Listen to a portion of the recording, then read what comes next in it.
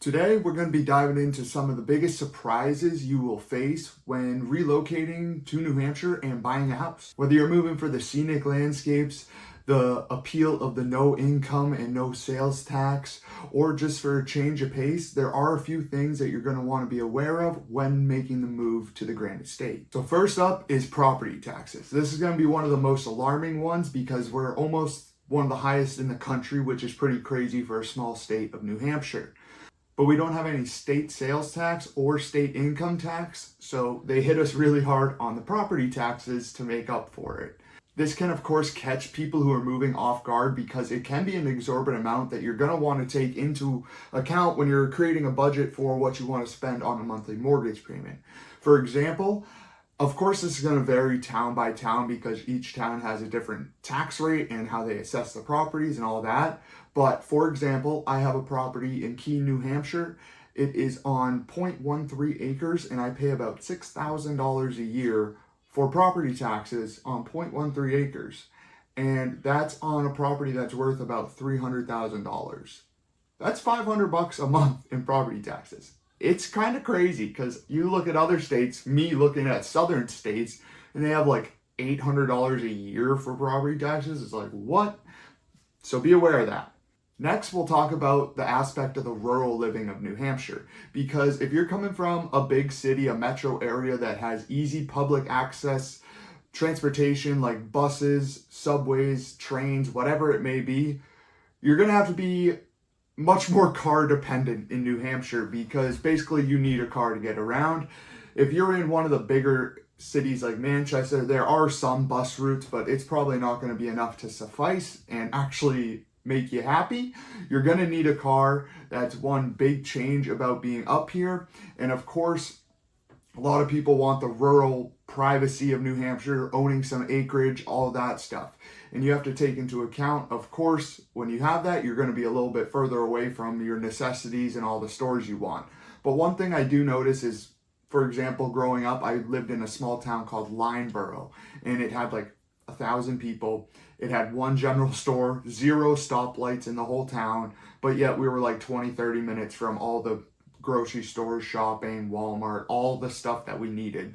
So it was pretty cool because you were basically in the middle of nowhere, but everything was pretty close. So it's a good like mix of that with the small town feels mixed in between the bigger towns. I don't really think, our biggest city is like 100,000 people, so we don't have many cities. Another big surprise for some people is real estate transfer tax because they always hear, well, there's no sales tax and no state income tax. But they never really hear about the real estate transfer tax until they go to buy a house and realize, hey, there's taxes on this.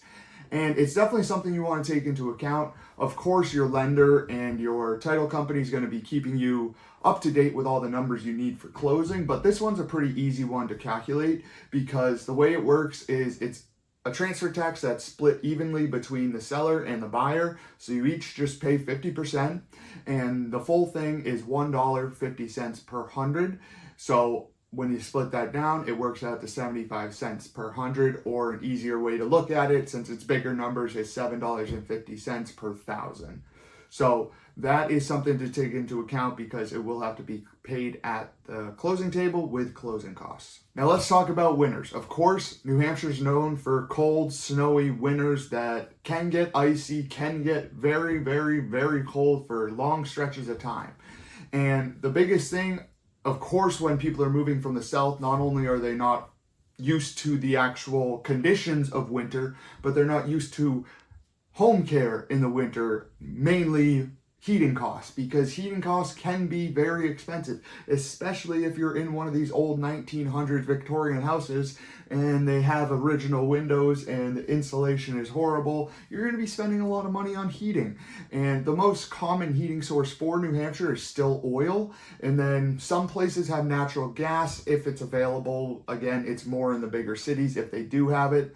Or propane. Those are kind of the 3 most common. And then a lot of houses you'll also just see having second sources of heat, whether that be a regular wood stove, a pellet stove, or electric heat. Even some people are putting electric heat throughout their whole house now. It's kind of becoming a little bit more popular. Not sure if it's saving money, but I've been told by some people they like it. And then of course, not only are you gonna have to worry about heating, but also property maintenance in the winter, including snow removal. So if you have a big driveway, are you gonna be paying someone to plow it? Are you gonna buy a truck and a plow? Are you gonna shovel it? Do you have walkways that need to be shoveled?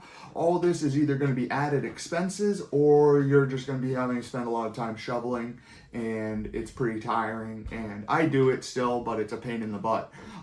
So luckily I have a small driveway, but if you have a big driveway and they're charging you 40, 50 bucks a storm, it can add up throughout the month pretty quickly.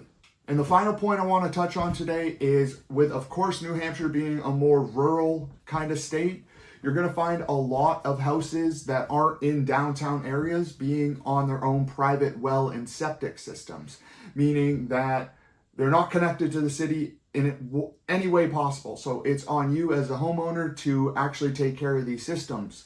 And of course, when you're buying the house, a lot of times, especially for out-of-state people who are not used to this stuff, because some people are like, I don't even know what a septic is, like they don't understand it. So like a lot of times you'll want to get inspections done just so you know it's in good shape, and make sure you're aware of it, because again, it's privately owned. So it's your stuff. You have to take care of it, fix it when it breaks, empty it when it's full.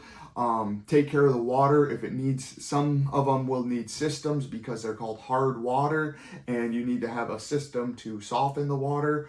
I kind of forget the exact specifics of that because I'm not a water person. I'm a real estate agent, but there are systems that can be put in place. So it's definitely a little bit different for some people who are not used to this and they're just used to city water and sewer, and those are still around in New Hampshire, but again, it's in the more downtown areas, and even smaller towns still have it, but again, just in the small areas.